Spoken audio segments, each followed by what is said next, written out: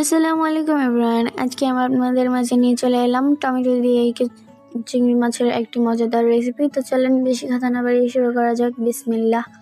তো প্রথমে আমি নিয়ে নিয়েছি কিছু গলদা চিংড়ি, তারপর নিয়ে নিয়েছি টমেটো, নিয়ে নিয়েছি কিছু ধনিয়া পাতা কুচি করে, তারপর নিয়েছি পেঁয়াজ ও মরিচ। এখন চুলায় একটি কড়াই বসিয়ে তাতে তেল ঢেলে নেব।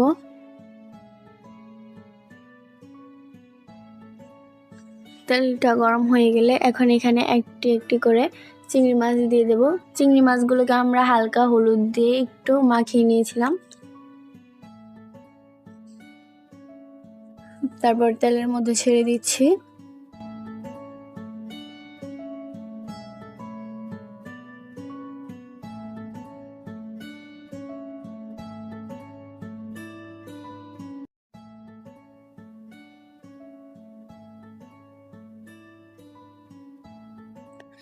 আমাদের সবগুলো চিংড়ি দেওয়া শেষ। এখন এটাকে একটা একটা করে উল্টিয়ে নেব।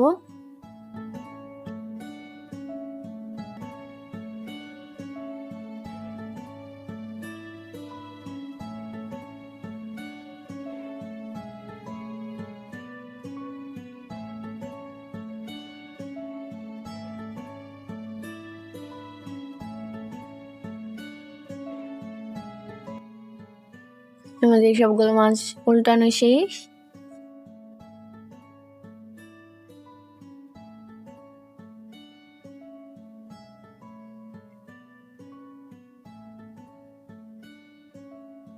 এখন এটা আরেক পাশ ভালো করে হয়ে নেব।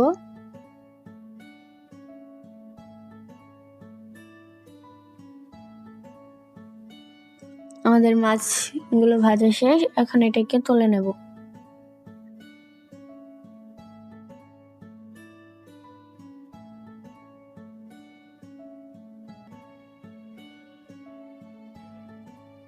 আমাদের মাছের দুই পাশটাই খুব ভালো করে ভাজা হয়ে গিয়েছে। কালারটা কিন্তু অনেক সুন্দর এসেছে।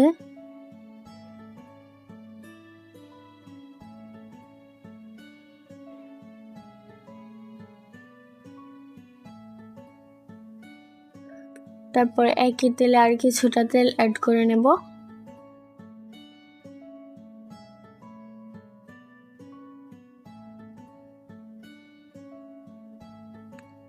তারপর এখানে আগে থেকে কুচি করে রাখা পেঁয়াজগুলোকে ছেড়ে দেব।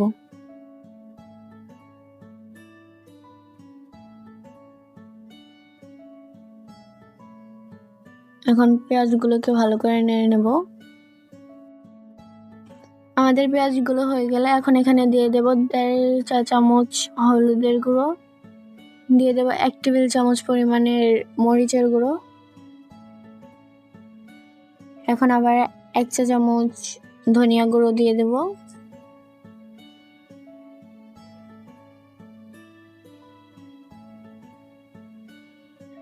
এখন সবগুলোকে একসাথে ভালো করে নেড়ে নেব। এখানে অল্প পরিমাণে পানি অ্যাড করে আবারও একটু ভালো করে নেড়ে নেব।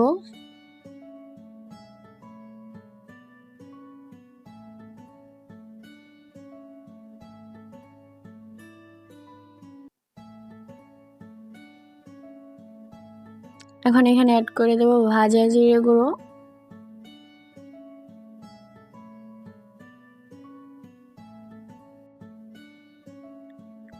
এখন এখানে অ্যাড করে দেব পরিমাণ মতো লবণ।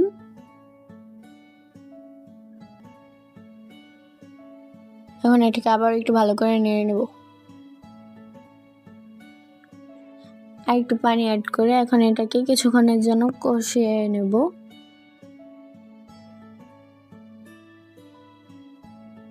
আমাদের মশলাটা কষানো শেষ। এখন এখানে অ্যাড করে দেব আগে থেকে কেটে রাখা আমাদের গাছের সেই কাঁচামরিচগুলো।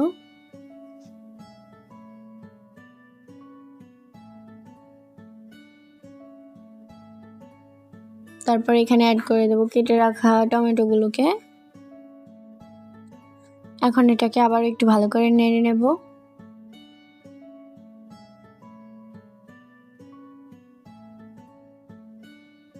এখন এটাকে আবার কিছুক্ষণের জন্য কষিয়ে নেব। আমাদের কষানোটা শেষ। টমেটোটা একবারই সিদ্ধ হয়ে গিয়েছে। এখন এটাকে আবার একটু নেড়ে নেব।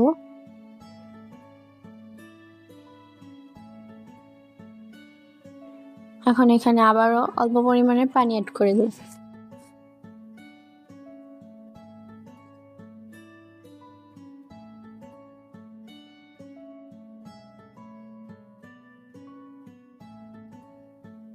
এটাকে আবার কিছুক্ষণের জন্য ঢেকে রেখে দেব। মশলাটা জাল করা শেষ।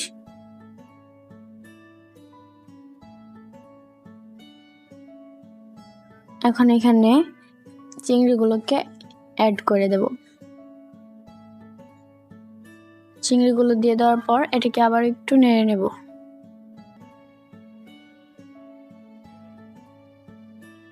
চিংড়িগুলো দেওয়ার পর কিছুক্ষণ জাল করে নিলাম।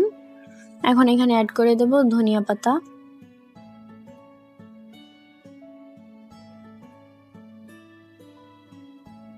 এখন এটাকে আবার একটু নেড়ে নেব।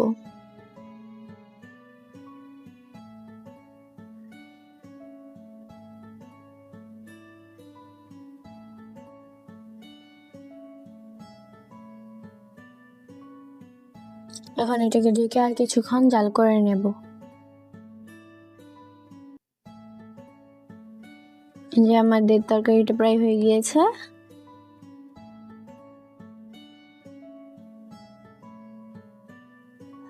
এখন চুলাটাকে অফ করে নেব।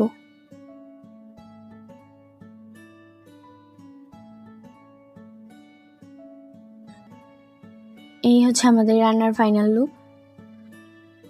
ভিডিওটি যদি আপনাদের কাছে ভালো লেগে থাকে তাহলে অবশ্যই লাইক এবং সাবস্ক্রাইব করে দেবেন।